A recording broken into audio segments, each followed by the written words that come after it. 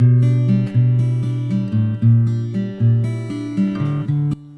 was there when we had the floods, and I can remember my mother saying to me, "Jerry, stand outside," because our back garden was at Short Street, and the front of the house was the wall.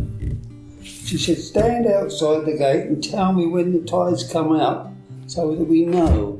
Well, I stood there, but of course nobody realised that the road in the front of the house was lower than the garden. So I'm standing there, all of a sudden she shouted, "Oh, it's coming out in the front door." So we had about 3 foot of that in there.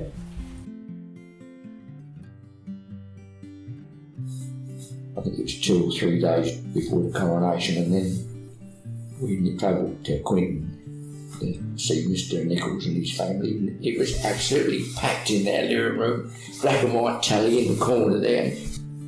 Grown-ups were standing at the back on a chair, and the kids was all on the floor. And it was all black and white. It was absolutely brilliant, you know. You're sitting there, spellbound on television. Picked up in a lorry by a chap named Binky. I have no idea what his first name really was, but we called him Binky. And used to load us, all the ladies and the children, into the back of the lorry, and you had benches down the sides. And pick us all up at various places in Sittingbourne and take us out to Back's Farm, drop us off, then pick us up when we'd finished and bring us all home.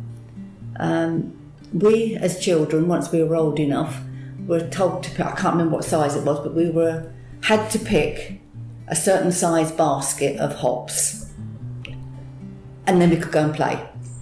Once we'd finished that basket, we were free to go and play wherever we wanted in the hop fields. And then my aunt had the job of going to the Oast House at lunchtime. She used to leave just before everybody else. She'd go and put the kettle on, and if anybody got any stuff they wanted heating for dinner, there was like a baby belling oven, and she used to heat everything up for everybody. So she used to go off just before us, and for anybody that was there, and get the tea ready, sort of thing, so that when you arrived, because you didn't have that long, I can't remember how long, but you didn't have a vast amount of time. So the tea was made, and you went into the Oast House and all sat down and had your lunch.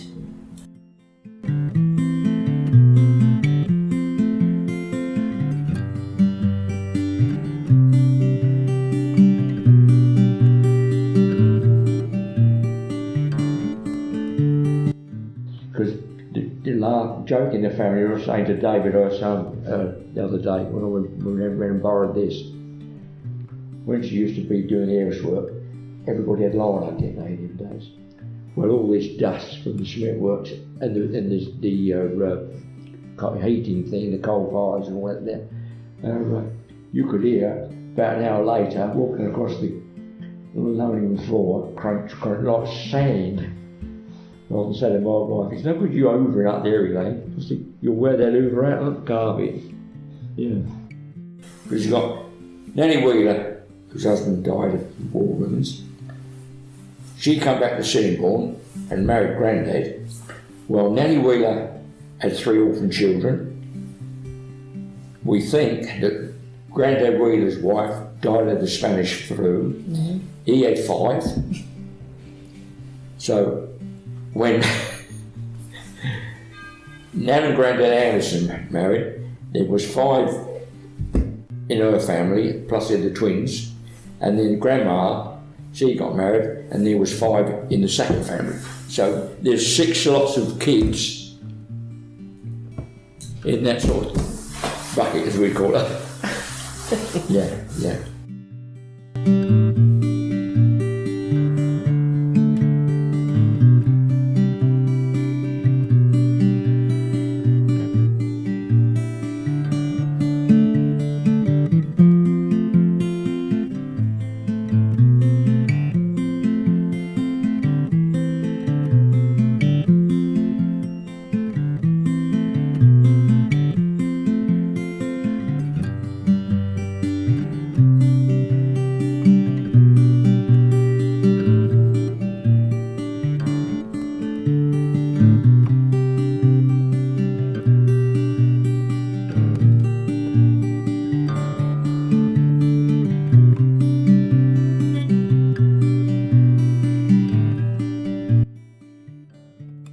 we lived sort of across, and then my granddad and my Uncle Sid lived 3 doors along. That's my Uncle Sid, that's Jack Fagg, I don't know him.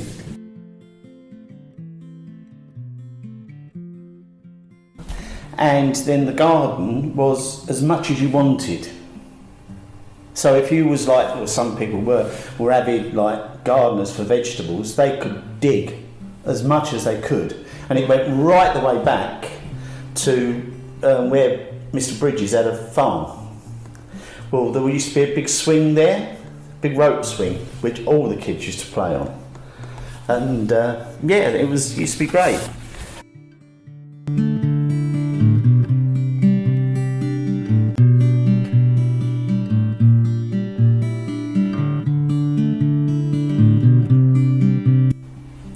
Thing was, a lot of my family worked there. My dad used to work there before he died. Well, I was only 4, but when he died, but he worked there. My Uncle Sid worked there. My brother worked there for 50 years. My Uncle Reg was the foreman as well. Well, when this machine was put in, all the old people got made redundant or they went day work, and they put me in charge. And when I got married, I moved in at number 20 Church Road, well, the church and the school up there. And he used to come round and dig his niece's garden every Sunday morning at 6 o'clock. It was the only day I used to get a little lay in before I went down the pub to do some go another job or something like that. And my missus and me used to be laying in bed and you could hear the fork on the stones. And Eli used to say to me, "He's here, he's here." So I'd go down, have a cup of tea, go out the back, round the back footpath, and then down there, Mr. Spice. 7 o'clock, John. Yeah, I know it is, Mr. Spicer. And he said, I said, I know you've been here an hour already, Mr. Spice. And early bird, catches the worm, he used to say, yeah.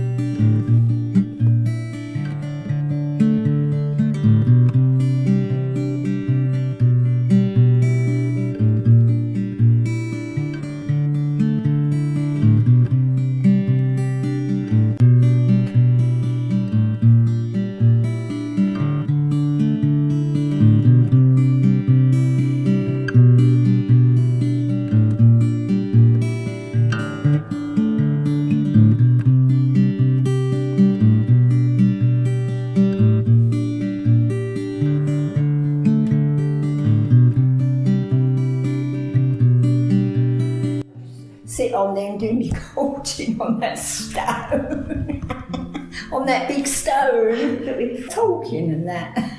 Because I used to live just in that block, and Arthur, I used to go with a boy named Arthur Anderson. He lived in the end of the block.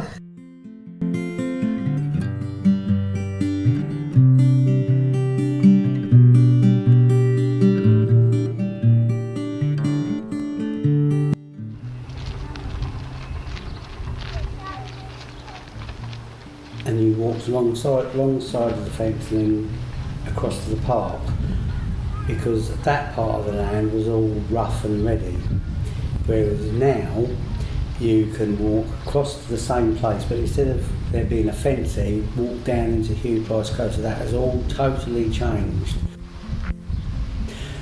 Walking down the creek, so we would have walked past the chapel, which fortunately I actually did take some shots of the chapel. I'm pleased I did now, although at the time it was just oh yeah, let's take pictures of that. I think it must have been down that way towards it, but it is because you've got all that industrial estate over there, it's difficult to sort of really tell, because you can't really, it looks totally different. It's totally different, you know, because you've got all the buildings and everything. And then you had sort of like a track, there was building work going on, there was puddles, and we walked to the creek area before we came back again. So when I was looking at the video, I thought, good heavens, that has really, really changed. It was difficult to try to sort of work out which way I was going. I knew in my head which way, but looking at it, compared to now, it was totally different.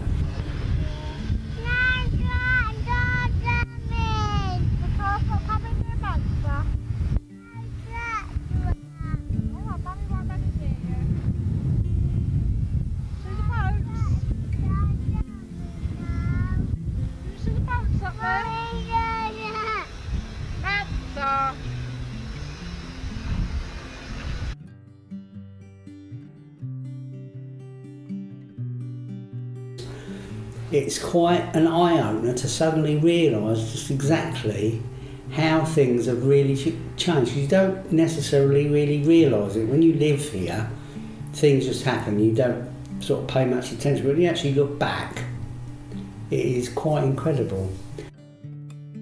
So years ago, when the boats used to come in from London, we used to go down there in them boats to see what come in from London. We was only kids, you know.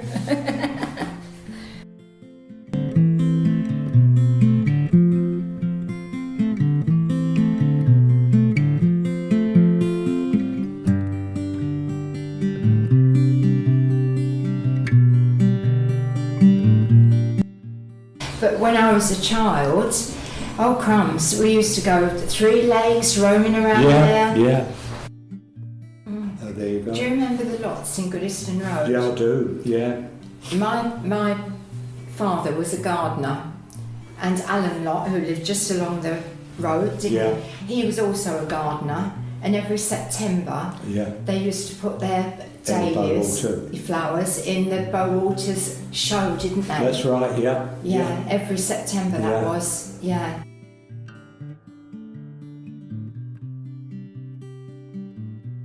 From what I can make carriages where they used to sort of dig out clay and stuff ready for the bricks. Do you remember a bit of that? Yeah.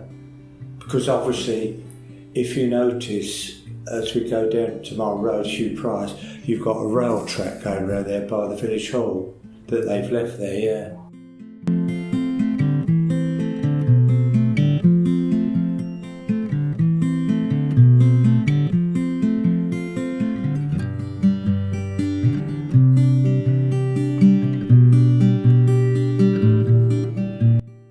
So my father lived in Oak Road, and he had a very, very long garden backing onto allotments.